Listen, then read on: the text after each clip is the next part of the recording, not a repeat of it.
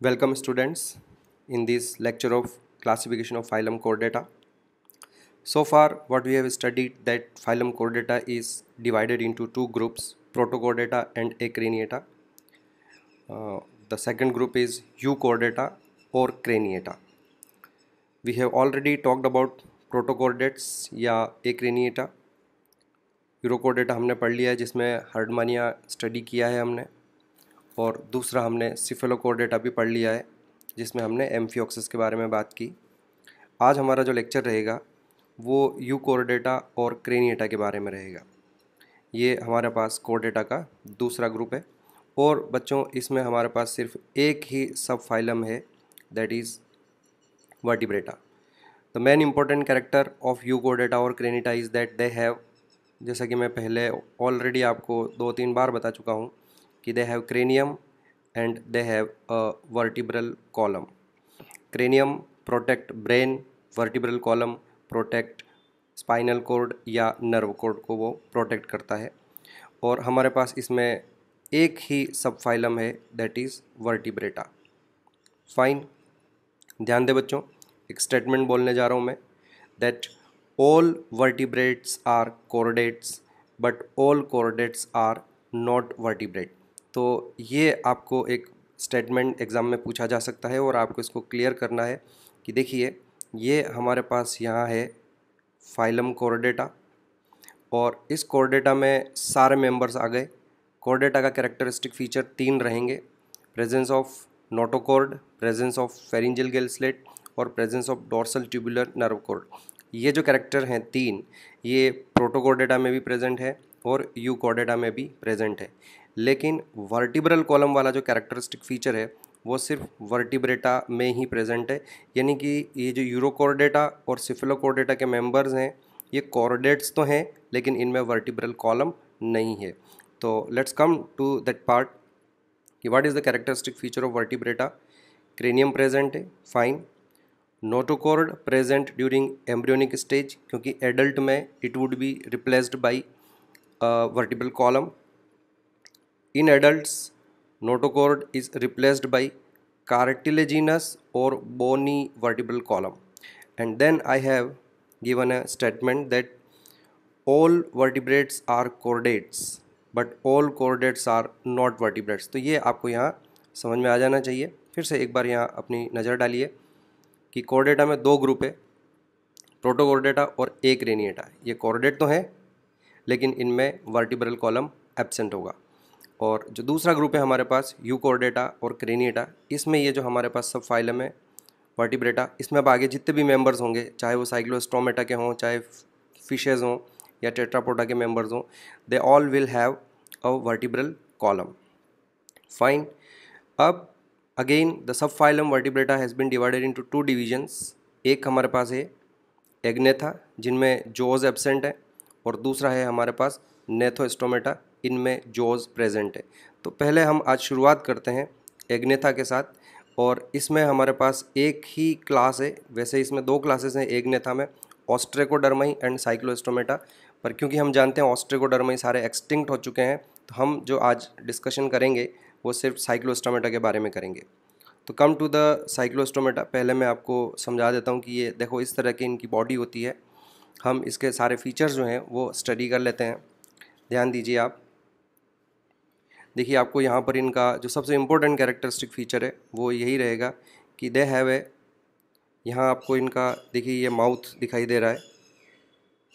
अब इनका माउथ कैसा है, ये बेसिकली इसमें जॉज एब्सेंट है, तो ये सकिंग टाइप का और सर्क्यूलर माउथ है।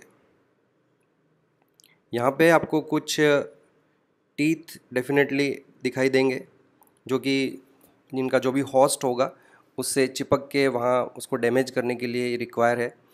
तो why they have a sucking और सर्कुलर माउथ, तो सर्कुलर माउथ इसलिए होगा बच्चों, remember that they do not have jaws.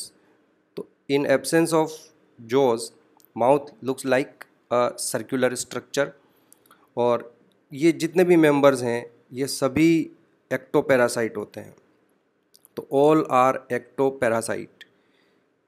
कुछ इनमें से स्कैवेंजर्स भी होते हैं, पर हमारी बुक में लिखा हुआ है कि ऑल आर एक्टोपैरासाइट, तो हम मान के चलते हैं कि ऑल आर एक्टोपैरासाइट। फाइन। जैसे ही आप माउथ से थोड़ा सा यहाँ ऊपर की ओर देखते हैं तो यू विल फाइंड कि यहाँ आपको एक पिट, छोटा सा खड्डे जैसा दिखाई देगा। ये जो पिट है इसे हम नॉस्ट्रिल कहते हैं और सिंगल ही है ये। नॉस्ट्रिल का मतलब जो नोज़ की ओपनिंग है बच्चों, जैसे हमारे नोज़ में 2 ओपनिंग होती है तो उनको हम नॉस्ट्रिल्स या नेयर्स कहते हैं।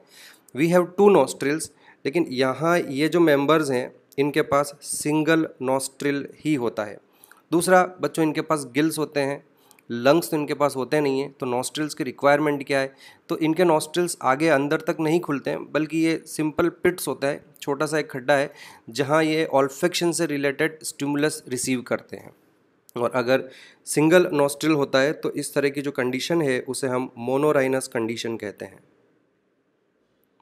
The condition is known as monorhinous condition. तो एक ही इनके पास नॉस्ट्रिल है। अब थोड़ा सा हम ऊपर आए और उसके बाद हम बात करते हैं इसकी आइज़ के बारे में। तो यू विल फाइंड कि यहाँ आपको इसमें आइज़ दिखाई देगी, लेकिन एक इंटरेस्टिंग बात यह है कि बच्चों इनके पास 3 आइज़ होती है। तो एक आपको यहाँ ये दिखाई दे रही है, एक इसकी ऑपोजिट एंड में हो जाएगा।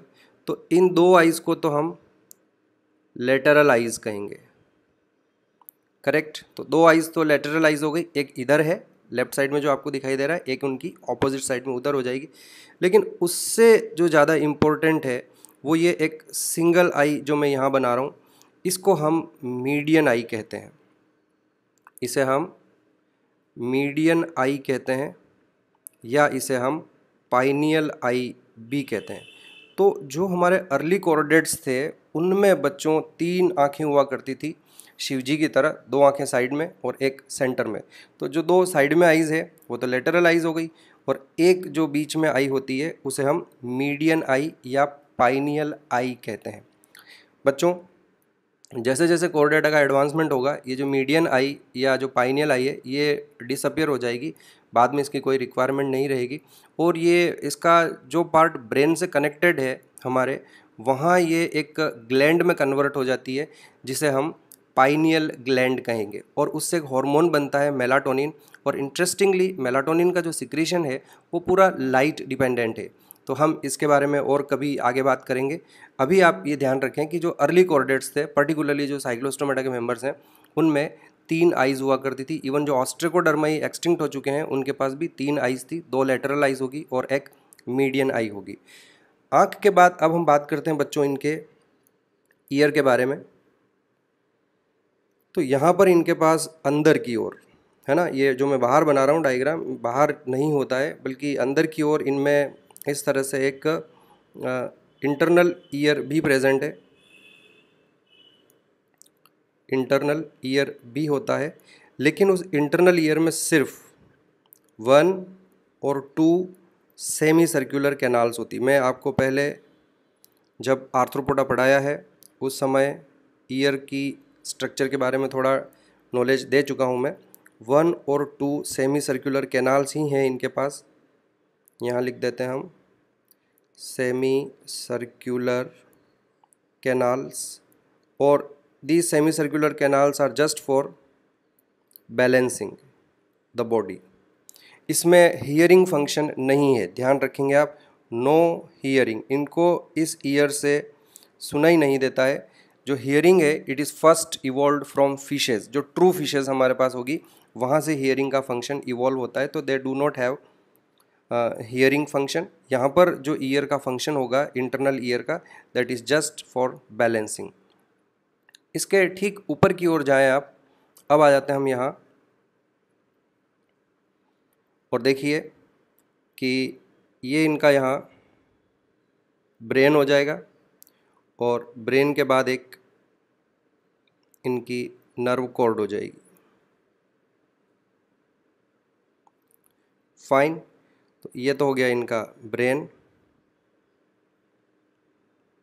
और पीछे ये ट्यूबुलर नर्व कॉर्ड हो जाएगी। तो हम चाहे तो इसको लेबल कर देते हैं, डोर्सल ट्यूबुलर नर्व कॉर्ड हो जाएगी, और आगे की ओर ये हमारे पास ब्रेन हो गया। द पॉइंट इज़ दैट जो मैं आपको एक्सप्लेन करना चाह रहा हूँ वो ये रहेगा बच्चों कि हमें ध्यान रखना है their brain is well protected by a cranium. तो देखो यहाँ पर क्रेनियम आ चुका है, और ये जो क्रेनियम होगा अभी बोन से बना हुआ नहीं है बच्चों, ये कार्टिलेज से बना हुआ। और उसके बाद पूरा इनके पास एक वर्टिब्रल कॉलम भी होगा जो स्पाइनल कॉर्ड को प्रोटेक्ट करेगा। जैसा कि अभी मैं आपको बता चुका हूँ दैट दे बिलोंग्स टू सब phylum vertebrata.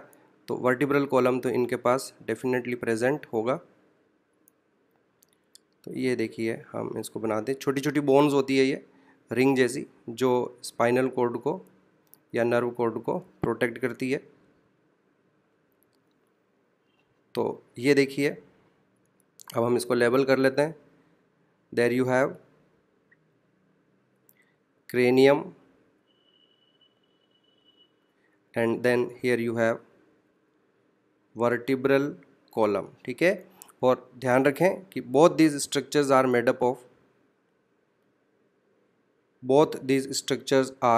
up of cartilage।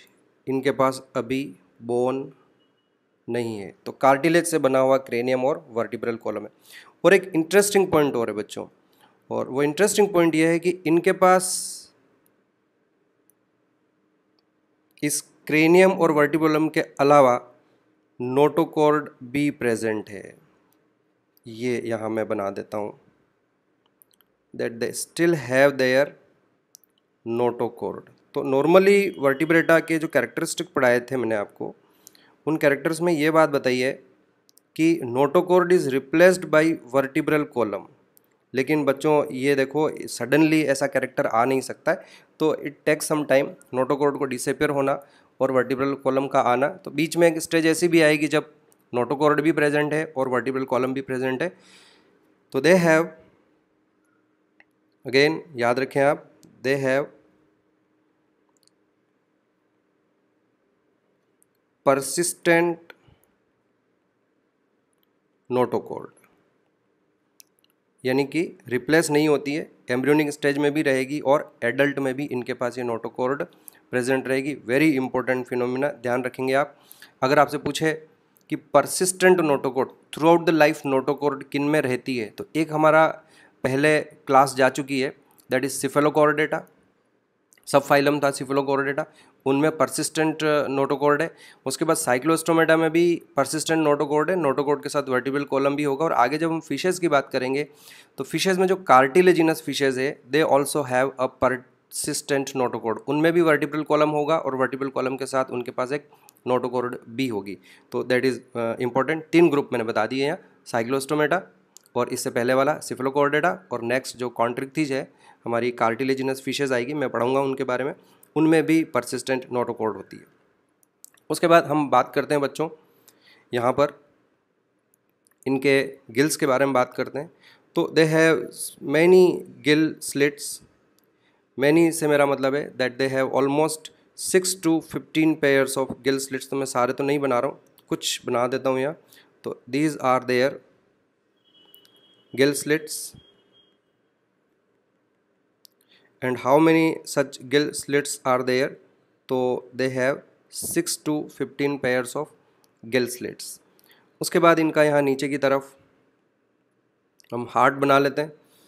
Representative बना रहा हूँ बच्चों में जस्ट कि इनके पास वेंट्रल हार्ट है, और जो हार्ट होता है वो 2 चैम्बर्ड हार्ट है, एक ऑरिकल और एक ventricle. 2 chambered heart they have, जिसमें 1 ऑरिकल हो जाएगा और 1 उसमें वेंट्रिकल हो जाएगा। They have venous heart. Venous heart का मतलब होता है बच्चों कि इनके हार्ट में सिर्फ डीऑक्सीजनेटेड ब्लड ही फ्लो करता है, ऑक्सीजनेटेड ब्लड फ्लो नहीं करता है। तो they have venous heart. I repeat, what you mean by venous heart? Only deoxygenated blood flow through the heart. और दूसरा हम ये भी कहेंगे कि they have single circulation, means कि जब ब्लड एक पूरा राउंड, एक पूरा सर्कल बॉडी में लेगा तो हार्ट से वो सिर्फ एक ही बार पास होता है। तो इस तरह के कैरेक्टरिस्टिक को हम सिंगल सर्कुलेशन कहते हैं। तो हार्ट इनके पास 2 चैम्बर्ड है, वीनस हार्ट है। वीनस हार्ट क्यों है? क्योंकि only deoxygenated blood flow through the heart, single circulation है। इनके जो आरबीसीज होंगे वो ओवल होंगे और न्यूक्लिएटेड होंगे। ये फीचर मैं आपको पहले एक्सप्लेन कर चुका हूँ। सिर्फ मैमल्स ऐसे होंगे जिनमें बाइकॉनकेव और ई न्यूक्लिएटेड आरबीसी हैं, अदरवाइज जितने भी कॉर्डेट्स हैं उनमें ओवल एंड न्यूक्लिएटेड आरबीसीज होते हैं। हार्ट के बाद अगर हम बात करते हैं तो they also have a kidney. तो ये इनके इस तरह से जस्ट रिप्रेजेंटेटिव बना रहा हूँ मैं। They have kidneys for the excretion. और किडनी जो होती है वो इनकी या तो प्रोनेफ्रिक किडनी होगी या फिर वो मीज़ोनेफ्रिक किडनी होगी। ये भी मैं पहले आपको एक्सप्लेन कर चुका हूँ। प्रोनेफ्रिक का मतलब जो नेफ्रोजेनिक मीजोडर्म होती है, अगर उसके एंटीरियर पार्ट से किडनी डेवलप होती है तो उसे प्रोनेफ्रिक कहते हैं। उसके मिडल पार्ट से अगर किडनी डेवलप होती है तो उसे मीज़ोनेफ्रिक किडनी कहते हैं। और अगर उसके पिछले पार्ट से किडनी डेवलप होती है, पोस्टीरियर पार्ट से, तो उसे हम मेटानेफ्रिक किडनी कहते हैं। तो दे have A kidney like that. और पीछे की तरफ इनके पास यहाँ एक हमने नहीं बनाया लेकिन अभी बना देते हैं। यहाँ एक पीछे बीच में एक इनके पास फिन हो जाएगा। ये इनका इधर लिख देता हूँ मैं, that they have a dorsal fin, जो कि ओबियसली अनपेयर्ड होगा। और एंड में यू कैन सी हियर कि यहाँ पर भी एक फिन है, ये इनका कॉडल फिन है, ये भी अनपेयर्ड है, बीच में होता है, लास्ट में पीछे की तरफ सेंटर में है, अनपेयर्ड कॉडल फिन है ये। और इनके पास पेयर्ड फिन्स जो कि नॉर्मली फिशेज़ में होते हैं। मैं इस तरह से आपको बता देता हूँ कि जब हम मछलियों की बात करते हैं तो यहाँ और यहाँ भी कुछ फिन्स होते हैं। यहाँ जो फिन्स होते हैं उनको पेक्टोरल फिन्स कहते हैं और यहाँ जो फिन्स होते हैं उनको पेल्विक फिन कहते हैं। इन फिशेज़ में ये, क्योंकि ये फॉल्स फिशेज़ है, ट्रू फिशेज़ नहीं है, तो दे do not have paired fins. Fine. एक और पॉइंट इंपॉर्टेंट याद रखें आप कि क्योंकि फॉल्स फिशेज़ है तो स्केल्स एब्सेंट, बॉडी पर किसी तरह के स्केल्स भी प्रेजेंट नहीं होते हैं। एंड फाइनली जस्ट पिछले पार्ट पर आ ही गए हैं, तो let's talk about their reproduction. ये सभी नॉर्मली कॉर्डेट्स की तरह यूनिसेक्सुअल होते हैं। इनमें फर्टिलाइजेशन एक्सटर्नल होगा, फर्टिलाइजेशन एक्सटर्नल होगा, डेवलपमेंट इनडायरेक्ट है, लार्वल स्टेज प्रेजेंट होगी। और जो लार्वा है उसका नाम है अमोसॉइट लार्वा, अमोसॉइट लार्वा। इनके बारे में मैं बता देता हूँ, एक बार पहले भी बताया है, फिर से बता देता हूँ, ध्यान से सुनिए कि जो साइक्लोस्टोम्स होते हैं ये मराइन होते हैं और इनके एडल्ट जो हैं वो समुद्र में ही रहते हैं। और जब रिप्रोडक्शन करना होगा तो ये फ्रेश वाटर में माइग्रेशन करते हैं, ऊपर की तरफ पानी में जाएंगे, फ्रेश वाटर में रिवर्स में जाएंगे और वहाँ रिप्रोडक्शन करेंगे, अंडे देंगे। अंडे देने का जो प्रोसेस होता है उसको स्पॉनिंग कहते हैं। और स्पॉनिंग करने के बाद जो एडल्ट्स हैं उनकी तो डेथ हो जाएगी और फर्टिलाइजेशन के बाद लार्वा जो है वो पानी से निकलेंगे, वो कुछ समय तक वहीं रहेंगे। और मेटामॉर्फोसिस के बाद कुछ समय का मतलब वो लगभग लार्वा जो है एक्सटेंडेड लार्वल स्टेज है, 3-4 साल तक 5 साल तक इनके लार्वा उसी स्टेज में रहेंगे, धीरे धीरे ग्रो करेंगे और after metamorphosis they return to ocean, वापस वो समुद्र में आ जाते हैं। तो ये एक बड़ा ही इंपॉर्टेंट कैरेक्टरिस्टिक फीचर है, याद रखना है, हमें इसे भूलना नहीं है। तो इस तरह से बच्चों हमने ये जो है we have talked about cyclostomes कैसे दिखते हैं। हमने क्या क्या इनके बारे में लिखा है उनके बारे में थोड़ा सा पढ़ लेते हैं एक बार, जो यहाँ लिख चुके हैं हम। Most of the members of this class are marine but migrate for spawning to fresh water. After spawning within few days they die, they मतलब उनके adults की death हो जाती है। Their larva after metamorphosis return to ocean. These are false fishes।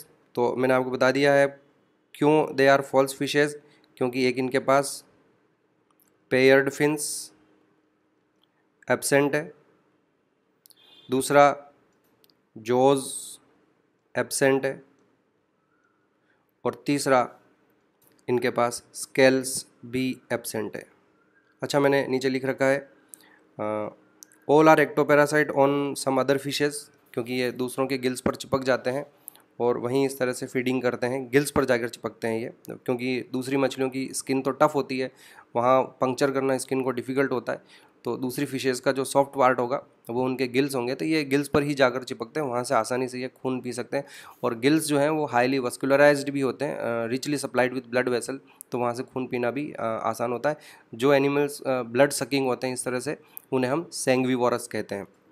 Okay, so they do not have scales, absent हो गए, paired fins absent हो गए,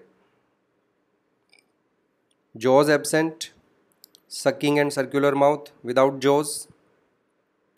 नोटोकॉर्ड इनमें जैसे कि मैंने बताया परसिस्टेंट होती, वर्टिब्रल कॉलम भी होगा और वर्टिब्रल कॉलम के साथ साथ इनमें नोटोकॉर्ड भी होगी। Cranium and vertebral column are made up of cartilaginous, cartilage के बने होते हैं, बोन के बने हुए नहीं हैं। 3 आईज आर फाउंड, एक इनमें मीडियन आई हो जाएगी और 2 इनमें लेटरल आईज हो जाएगी। ओनली 1 नॉस्ट्रिल, है ना, 1 नॉस्ट्रिल का मतलब वो ये हो गया कि क्या कंडीशन कहते हैं हम इसको, मोनोराइनस कंडीशन कहते हैं इसे। इंटरनल ईयर में क्या क्या है बच्चों इनके स्ट्रक्चर्स, इंटरनल ईयर कंटेंस 1 और 2 semi circular canal just for balancing. Gill slits, जैसा कि मैंने आपको बताया that they have 6 to 15 pairs of gill slits. Heart इनका 2 चैम्बर्ड है, जिसे हम वीनस हार्ट कहते हैं क्योंकि डीऑक्सीजनेटेड ब्लड फ्लो करता है, and they have single circulation. Kidney इनकी प्रोटोनेफ्रिक या मीजोनेफ्रिक हो सकती है। Animals are unisexual, fertilisation external है, लार्वा इनका अमोसाइट लार्वा है। एग्जाम्पल इसका बच्चों एक बड़ा ही फेमस एग्जाम्पल है, दैट इज़ पेट्रोमाइजोन, इसे हम लैम्प्रे भी कहते हैं। ये लिविंग फॉसिल है and exhibit anadromous migration. Anadromous migration का मतलब समुद्र से अगर कोई माइग्रेट करके रिवर में या फ्रेश वाटर में जाते हैं तो इसे एनाड्रोमस माइग्रेशन कहते हैं। इसका जब ऑपोजिट है कि कोई फिश फ्रेश वाटर में रहती है लेकिन माइग्रेशन वो समुद्र की तरफ करती है, नीचे जाती है, तो उसे कैटाड्रोमस माइग्रेशन कहते हैं। यहाँ नीचे मैंने 4 टर्म्स लिखी हुई है, हम इसको लिख लेते हैं। एनाड्रोमस का मतलब सी ओशियन से रिवर की तरफ अगर कोई माइग्रेशन करते हैं तो इसे हम एनाड्रोमस माइग्रेशन कहते हैं। और अगर इसका ऑपोजिट है कि फ़िश जो है वो रिवर में रहती है लेकिन वो ओशियन में माइग्रेट करती है तो उसे हम कैटाड्रोमस माइग्रेशन कहते हैं। और अगर कोई फ़िश हमेशा फ्रेश वाटर में ही रहती है और lives only in fresh water, इधर उधर माइग्रेट नहीं करती है तो fresh water to fresh water ही माइग्रेशन है, तो इस तरह की मछलियों को हम पोटेमोड्रोमस कहते हैं। और अगर कोई फिश सिर्फ ओशियन में रहती है तो उसे हम ओशियनोड्रोमस माइग्रेशन कहते हैं, ओनली इन ओशियन। ओके बच्चों, तो पेट्रोमाइजोन में किस तरह का माइग्रेशन हो रहा है, क्योंकि वो सी में रहते हैं और स्पॉनिंग के लिए फ्रेश वाटर में जाते हैं, तो it is an example of anadromous migration. 2 example यहाँ पर है बच्चों, एक ये मैंने बता दिया आपको पेट्रोमाइजोन है, और दूसरा एक और है मिक्सिन। मिक्सिन को हम हैग फिश भी कहते हैं। हैग का मतलब होता है कोई ओल्ड लेडी बिल्कुल जो है जिसकी चेहरे पर बहुत ज़्यादा रिंकल्स पड़े हुए हों, क्योंकि इनके जॉज एब्सेंट है ना बच्चों, तो माउथ जो है वहाँ पर कई सारे आपको रिंकल्स दिखाई देते हैं इस फिश में, मिक्सिन में, इसलिए इसे हम हैग फिश भी कहते हैं। तो इस तरह से ये हमारा साइक्लोस्टोमेटा कंप्लीट होता है बच्चों। You have seen the diagram, और सिर्फ 2 ही एग्जाम्पल हमें साइक्लोस्टोमेटा के कंसिडर करने हैं। एक आपको पेट्रोमाइजोन पढ़ना है और दूसरा आपको मिक्सिन हैग फिश। पेट्रोमाइजोन का एक और नाम है बच्चों lamprey, and it is also considered as a living fossil. Living fossil की डेफिनेशन मैं आपको पहले बता चुका हूँ। ऐसे एनिमल्स जो जिनमें ओरिजिन से लेकर अब तक कोई खास इवोल्यूशनरी चेंजेस नहीं आए हैं और क्लोजली रिलेटेड दूसरी जितनी भी मोस्ट ऑफ द स्पीशीज़ हैं वो सारी एक्सटिंक्ट हो चुकी हों। Fine, now let's talk about, यहाँ आ जाते हैं एक बार। तो हमने बच्चों ये एग्नेथा पढ़ लिया, साइक्लोस्टोमेटा पढ़ लिया, लेट्स बिगिन विथ नेथोस्टोमेटा। अब नेथोस्टोमेटा के कैरेक्टरिस्टिक फीचर क्या है बच्चों, very simple, that they will have cranium, क्योंकि वो क्रेनिएटा से बिलोंग करते हैं। They will have vertebral column because they belongs to subphylum vertebrata. But now we are using term gnathostomata, तो इनमें जॉज प्रेजेंट होंगे। अब जो नेथोस्टोमेटा है उसको हमने 2 सुपर क्लासेस में डिवाइड किया है। 2 सुपर क्लासेस है हमारे पास, एक सुपर क्लास पाइसेज है और दूसरी सुपर क्लास टेट्रापोडा है। पाइसेज में सारी की सारी मछलियाँ आती हैं, ऑल फिशेज। और जो टेट्रापोडा है, सुपर क्लास टेट्रापोडा, इसमें हमारे पास एम्फीबिया, रेप्टिलिया, एवीज और मैमल्स हैं। तो आज हम इन सब के बारे में बात नहीं करते हैं, आज हम सिर्फ बात करेंगे पाइसेज के बारे में। So let's begin with super class Pisces. Super class Pisces में सारी ट्रू फिशेज आएगी बच्चों, जितनी भी ट्रू फिशेज है वो इसी में आएगी। और इसे हमने 3 क्लासेस में डिवाइड किया है। पहली क्लास है Placodermi, second class is Chondrichthyes and the third class is Osteichthyes. Placodermi, as we have discussed already, all are extinct. अभी इनमें से कोई भी लिविंग स्पीशीज़ प्लेकोडर्माई में नहीं है। इन्हें हमने आर्मर्ड फिशेस भी कहा था। इसका एक एग्जांपल आपके सामने यहाँ मैंने रखा है, क्लाइमेटियस। ये आपको याद रखने की ज़रूरत नहीं है, सिर्फ रेफरेंस के लिए मैंने बताया है। और इसे हम फर्स्ट जॉ फिश कंसिडर करते हैं, क्योंकि इट इज़ ऑब्वियसली एग्नेथा हम के बाद जैसे ही नेथोस्टोमेटा में आते हैं तो उसकी पहली सुपर क्लास पाइसेज है। और पहली सुपर क्लास पाइसेज की जो पहली क्लास है वो प्लेकोडर्माई है। तो इसी में सबसे पहले जोज आए हैं, and that is why we consider them as a first jaw fish. Now come to the second class, that is Chondrichthyes. Chondrichthyes का बच्चों एक नाम और है, इलास्मोब्रेंकाई भी कहते हैं हम। ये हमारी सारी कार्टिलेजिनस फिशेज होती है और most of them are marine. दूसरी हमारे पास थर्ड जो क्लास है ऑस्टिक्थिज, ये सारी की सारी बोनी फिशेज होती है और इनका भी एक नाम और है जिन्हें हम टिलियोस्टाई कहते हैं। तो ये नाम तो आपको याद रखने ही पड़ेंगे। कार्टिलेजिनस फिशेज को हम कॉन्ड्रिक्थिज कहते हैं और या इलास्मोब्रेंक भी कहते हैं। जो बोनी फिशेज होते हैं उन्हें हम ऑस्टिक्थिज या टिलियोस्टाई कहते हैं। और बोनी फिशेज जो हैं वो दोनों जगह मिलती है, वो आपको मराइन भी होगी और फ्रेश वाटर भी होगी। Let's begin with the this class Chondrichthyes या इलास्मोब्रेंकाई, कार्टिलेजिनस फिशेस के बारे में हम बात करते हैं।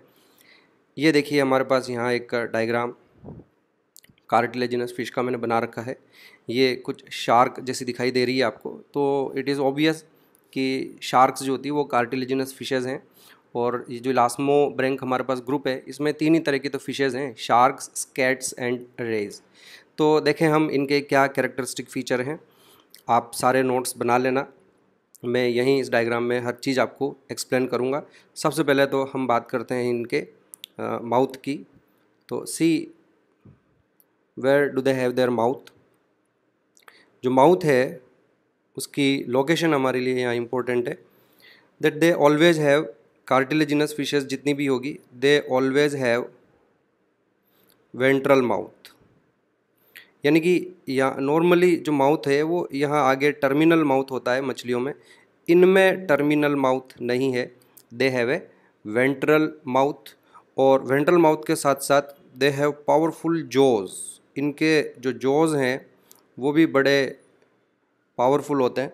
और आप तो जानते हैं कि जो शार्क्स हैं वो अपने जॉज की वजह से फेमस हैं, and all these are because of their powerful jaws, they are predacious. तो ये सभी प्रीडेशियस होती है, शिकारी होती है। यहाँ आपको अंदर इस तरह से बैकवर्डली डायरेक्टेड टीथ भी मिलेंगे, पीछे की तरफ इस तरह से उनका डायरेक्शन रहता है। तो दे ऑल्सो हैव, यहाँ ले लेते हैं हम, they have backwardly directed teeth. और एक इंटरेस्टिंग पॉइंट टीथ से related, there teeth are modified placoid scales. Their teeth are modified placoid scales. देखिए बच्चों, सुनिए, मैं बताता हूँ कि इनके जो बॉडी है यहाँ पे आपको माइन्यूट स्केल्स देखने को मिलेंगे। मछलियों में होते ही हैं, और क्योंकि ये ट्रू फिशेज़ है तो ओबियसली बॉडी के ऊपर स्केल्स होंगे। तो ये जो स्केल्स मैं यहाँ बना रहा हूँ, बहुत बारीक छोटे छोटे ये स्केल्स होते हैं और इन्हें हम प्लेकोइड स्केल्स कहते हैं। फिशेज़ में 4 तरह के स्केल्स होते हैं। एक जैसा कि मैंने ये बता दिया प्लेकोइड, इसके अलावा फिशेज़ में साइक्लोइड, गेनोइड और टीनोइड स्केल्स भी मिलते हैं, लेकिन ये तीनों तरह के स्केल्स जो हैं वो कार्टिलेजिनस फिशेज़ में नहीं मिलेंगे, ये सिर्फ बोनी फिशेज़ में मिलते हैं। तो इसलिए हम अभी ये यहाँ से हटा देता हूँ, और आप ध्यान रखें that they have 4 types of scales. कौन कौन से हो गए? प्लेकोइड, साइक्लोइड, गेनोइड और टीनोइड। कार्टिलेजिनस फिशेज़ में कौन से हैं? प्लेकोइड स्केल्स हैं। And the point is that कि ये यहाँ जो आपको इनके टीथ भी होते हैं, इनके हमारी तरह टीथ नहीं होते हैं। Their teeth are no doubt बहुत पावरफुल टीथ हैं वो, लेकिन those teeth are modified placoid scales. तो वो स्केल्स से ही बने हुए टीथ होते हैं, उन्हीं के मॉडिफिकेशन से बनते हैं। Is that clear? तो दैट इज़ अनदर पॉइंट। उसके बाद हम आते हैं इनके गिल्स की बात करेंगे। तो यहाँ पर हमें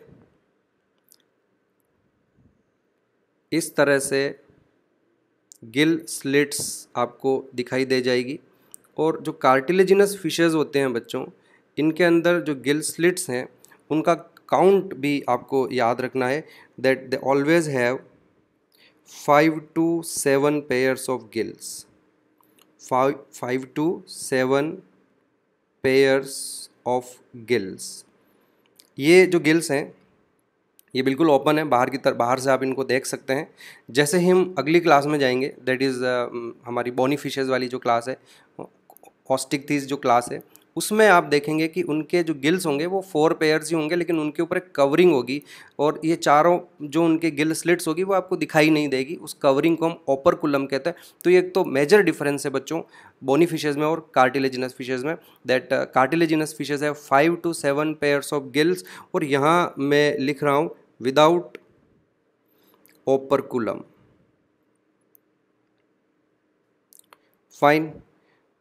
उसके अलावा आप यहाँ आए आगे की तरफ और थोड़ा डिस्कस करते हैं हम, कि अगर आप यहाँ इन कार्टिलेजिनस फिशेज़ में देखें तो यहाँ आपको एक डिप्रेशन मिलता है देखने को। बना देते हैं हम उसको। यहाँ आपको एक इस तरह का डिप्रेशन देखने को मिलेगा।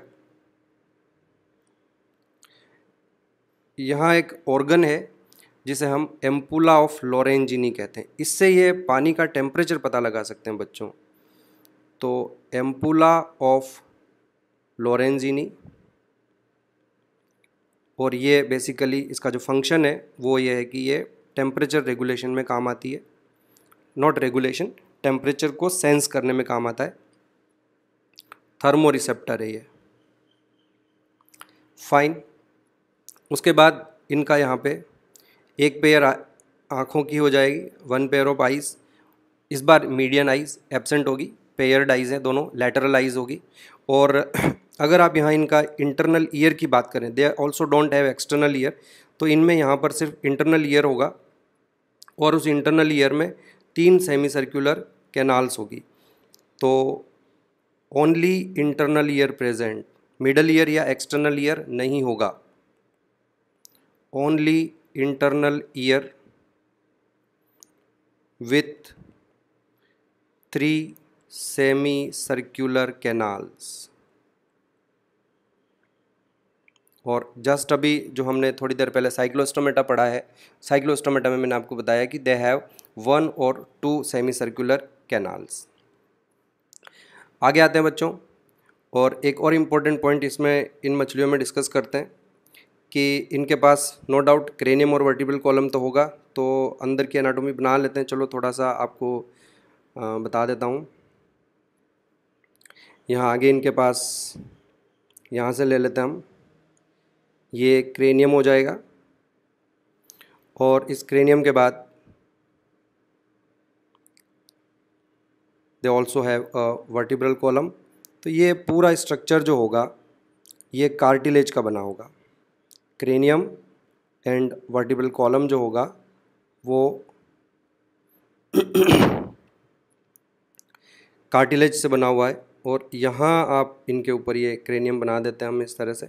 बट अपार्ट फ्रॉम दैट जो इम्पोर्टेंट पॉइंट आपको मैं अभी बताना चाहता हूँ, याद रखने, थोड़ी देर पहले भी मैंने आपको बताया है कि they also have persistent notochord.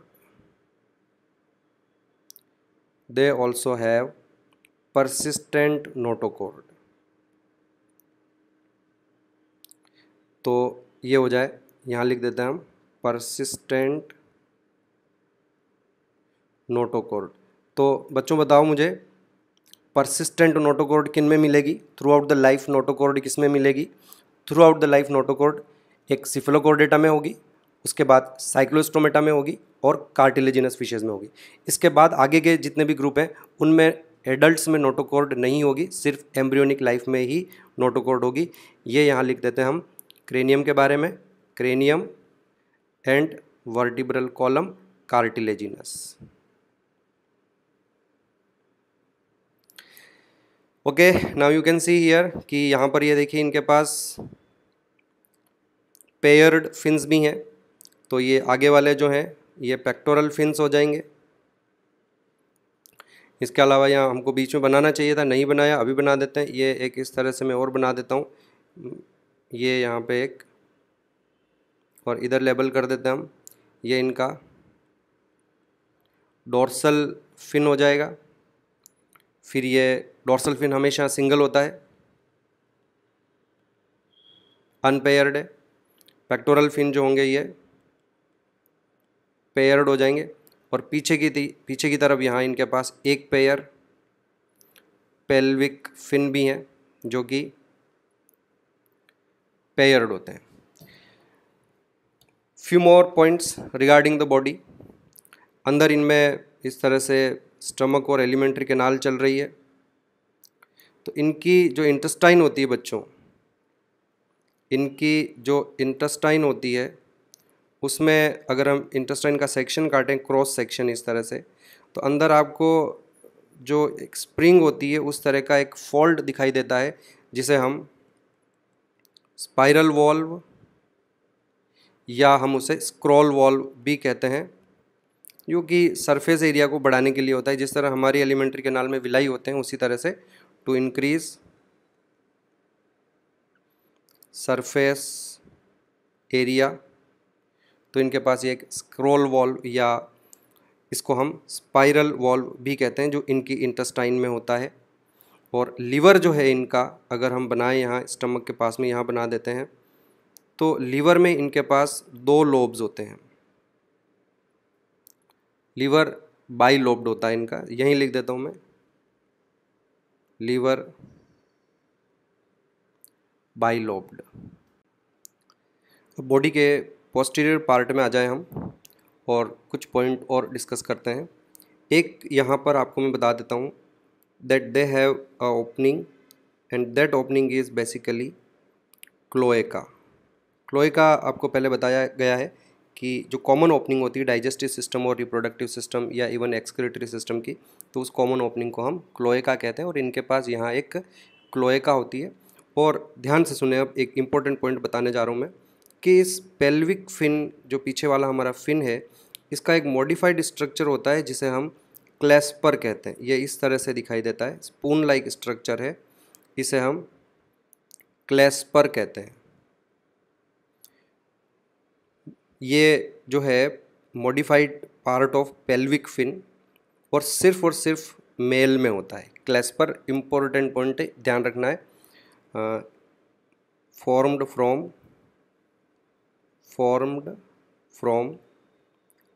Pelvic fin. तो ये जो शार्क्स होती है बच्चों, इनमें इंटरनल फर्टिलाइजेशन होता है। जो मेल शार्क होगी उसमें क्लोएका से स्पर्म्स निकलेंगे और ये स्पर्म्स इस क्लैस्पर से कलेक्ट कर लिए जाएंगे।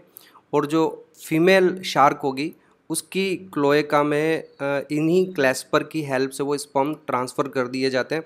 That means the clasper help in copulation,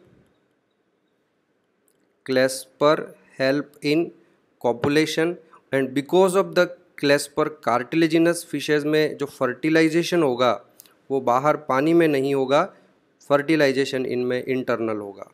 और इंटरनल फर्टिलाइजेशन के बाद जो एम्ब्रियो है उसका डेवलपमेंट भी बॉडी में अंदर की तरफ ही होगा। And that is the reason many of these sharks, many of these cartilaginous fishes जो हैं या शार्क्स हैं, दे आर विविपेरस।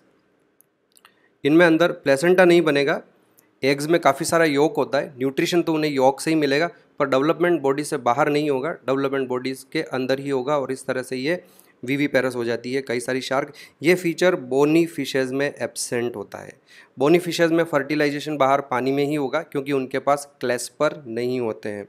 तो this is very important point regarding their reproduction. उसके बाद हम पीछे की तरफ आते हैं, और एक इनमें क्लोएका भी है, that is also important point. Bony fishes में ओपनिंग जो होगी वो सारी सेपरेट होगी, उनमें क्लोएका नहीं होगी। पीछे आ जाएं हम टेल, तो आप देखिए कि ये हमारा पीछे की तरफ इनमें टेल फिन है, कोडल फिन, और कोडल फिन में हमेशा दो लोब होते हैं, एक ये ऊपर वाला लोब होता है और एक ये नीचे वाला लोब होता है। अब आप इस डायग्राम में देख सकते हैं कि जो ऊपर वाला लोब है वो बड़ा है और जो नीचे वाला लोब है वो छोटा है। तो इस तरह की जो टेल होती है उसे हम हिटेरो सर्कल कहते हैं, heterocercal tail. What do mean by that? तो डोर्सल लोब जो है वो लार्ज है ना, और जो वेंट्रल लोब है वो स्मॉल होता है। तो इस तरह की टेल को हम हिटेरो सर्कल टेल कहते हैं। ये पूरी की पूरी इनकी हिटेरो सर्कल टेल हो गई। तो बच्चों, इस तरह से हमने कार्टिलेजिनस फिशेस के सारे कैरेक्टरिस्टिक इस एक डायग्राम में पढ़ लिए हैं। और मैं एक लास्ट पॉइंट और इनमें बचता है जो बता देता हूँ कि जो बोनी फिशेस होती है, उन बोनी फिशेस में अंदर एक एयर ब्लैडर होता है। एयर ब्लैडर, बोनी फिशेस की बात कर रहा हूँ मैं।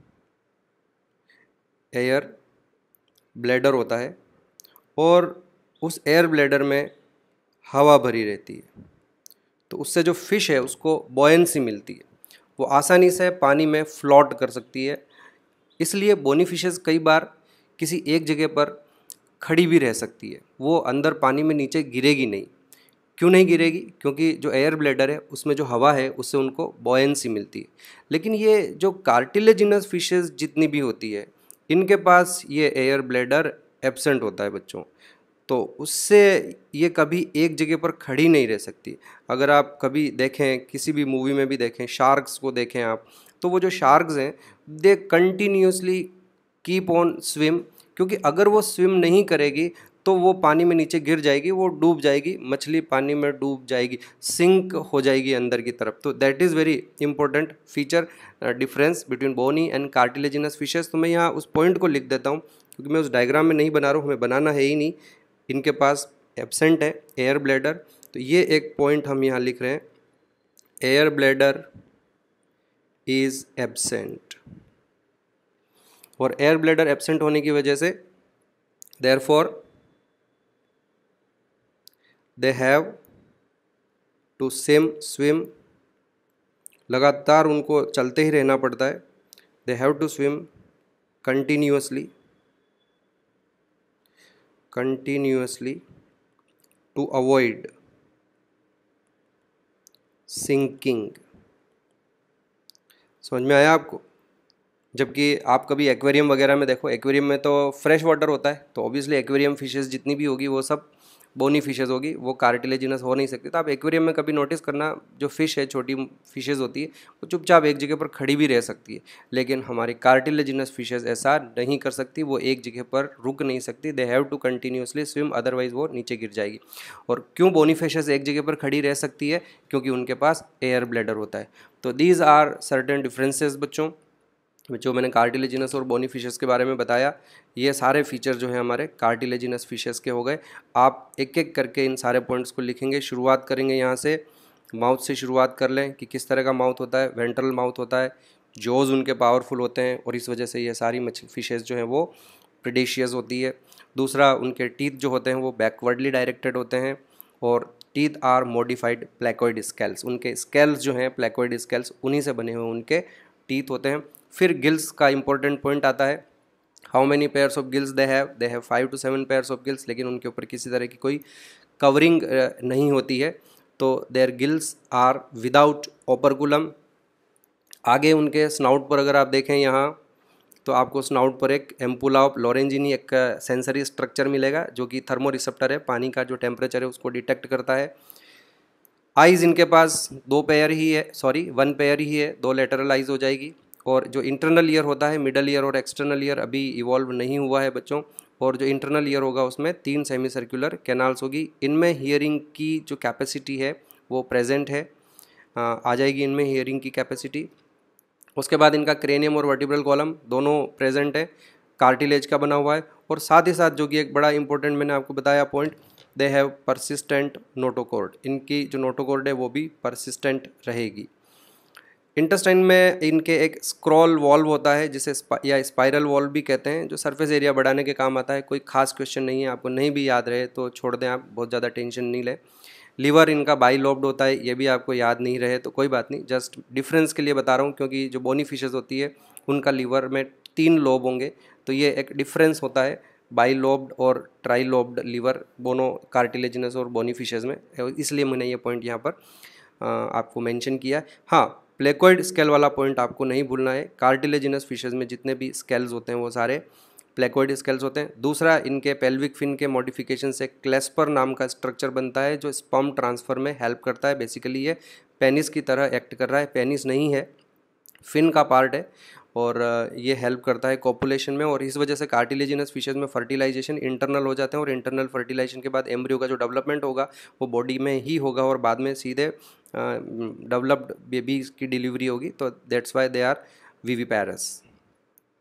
ओके, कॉडल फिन के बारे में मैंने आपको बता दिया कि कॉडल फिन में जो 2 लोब हैं उसमें ऊपर वाला लोब थोड़ा बड़ा है, नीचे वाला लोब थोड़ा छोटा है, तो इस तरह की टेल को हम हिटरो सर्कल टेल कहते हैं। ये भी आपके एग्जाम में आने लायक क्वेश्चन नहीं है। अब हम बात करते हैं इनके एग्जाम्पल्स के बारे में, कार्टिलेजिनस फिशेस के एग्जाम्पल। सबसे पहला एग्जाम्पल हम ले लेते हैं, वेरी फेमस, दैट इज़ स्कॉलियोडोन। बच्चों इसे हम डॉग शार्क भी कहते हैं, क्योंकि इसकी जो सेंस ऑफ स्मेल है वो बहुत पावरफुल है। एज सच फिशेज़ में सेंस ऑफ स्मेल बहुत स्ट्रॉन्ग होती है, और उनमें से भी स्कॉलियोडोन जो है इसमें काफ़ी पावरफुल है, and that is why we call it. मेरे पास इसका एक फ़ोटोग्राफ है, कुछ फ़ोटोग्राफ्स मैंने आपके लिए अरेंज किए हैं। तो ये इस तरह की स्कॉलियोडोन दिखाई देती है, शार्क जैसी ही दिखाई दे रही है। दूसरा एग्जांपल हम लेते हैं कैरकैरोडोन। ये बड़ा फेमस है, जो फिल्मों में दिखाया जाता है। ग्रेट वाइट शार्क जिसे हम कहते हैं, बहुत प्रेडेटरी नेचर की है और ह्यूमंस पर भी काफ़ी अटैक करती है ये कैरकैरोडोन। देखा होगा आपने इसको, ये रहा हमारे पास इसका photograph. This is what कैरकैरोडोन।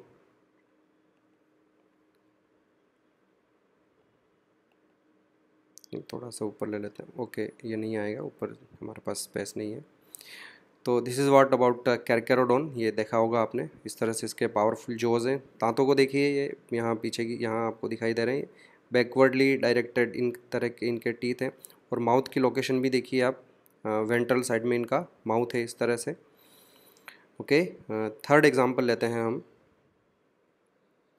Is about एक और हमारे पास इसी तरह की है, प्रिस्टिस।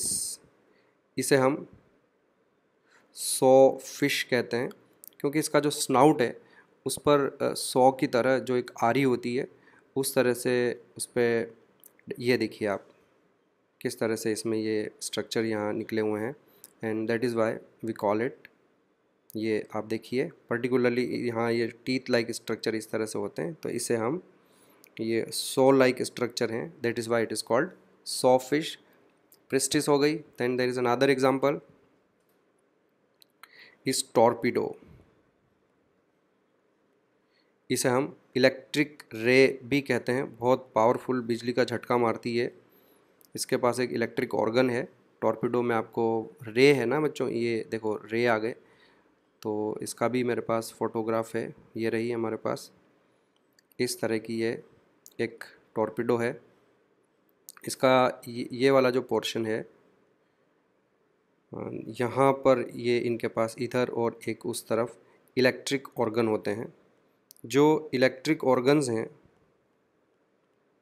वो बेसिकली मॉडिफाइड मसल्स होते हैं, और इनके जो कॉन्ट्रैक्शन नहीं होगा उनमें, सिंपली ये है कि उन मॉडिफाइड मसल्स में आयोनिक एक्यूमुलेशन होता है। इस तरह से चार्ज्ड आयंस को वो एक्यूमुलेट करते हैं, और there are number of cells, तो उनके अक्रॉस इस तरह से आयंस के एक्यूमुलेशन से एक वोल्टेज जनरेट हो जाता है, और समटाइम इट में give a shock of around 100 volts. तो इतना पावरफुल झटका इनसे लग सकता है। टॉर्पिडो इलेक्ट्रिक रे है ये। उसके बाद एक और फिश है हमारे पास, वेरी इंपॉर्टेंट, आई थिंक ये 5th एग्जाम्पल है हमारे पास, दैट इज ट्राइगोन। इसे हम स्टिंग रे के नाम से भी जानते हैं, स्टिंग रे। I have a photograph of that. Steve कहाँ गई, ये रही, हम ये रही।